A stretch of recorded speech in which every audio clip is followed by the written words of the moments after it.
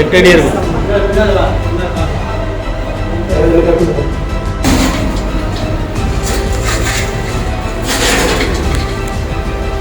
வீட்டின் சமையலறை பரணில் 3 நாட்களாய் பதுங்கி இருந்த 7 அடி மர்ம உருவம்.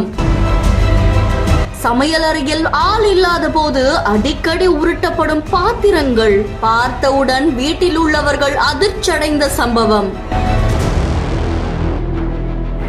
புதுச்சேரி மூகாம்பிகை நகர்ல இருக்கிற ஒரு வீட்டுல சமையல் அறையில அடிக்கடி ஆள் இல்லாம இருந்தப்ப கூட பாத்திரங்கள் உருட்டுற சத்தம் கேட்டிருக்கு. இதனால வீட்டுல அதிகம் எலி தொல்லை இருக்கிறதா முதல்ல எலிதான் ஏதோ சத்தம் போடுது அப்படின்னு நினைச்சிருக்காங்க. ஆனா இரவும் பகலுமா சத்தம் கேட்கவே சந்தேகம் அடைஞ்சு அந்த வீட்டுல இருக்கவங்க உடனே வனத்துறைக்கு தகவல் தெரிவிச்சிருக்காங்க.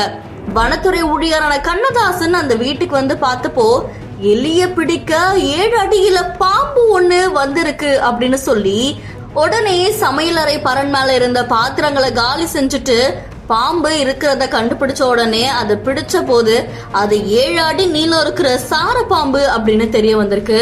தோட்டத்துல இருந்து எலிய துரத்துக்கிட்டு பாம்பு எலி வந்த வழியில ஜன்னல் வழியா வந்து பரன்குள்ள ஏறிட்டு அங்க இருக்கிற எலிகளை சாப்பிட்டு 3 நாட்களா அங்கேயே இருந்திருக்கு அப்படின்னு சொல்லப்படுது.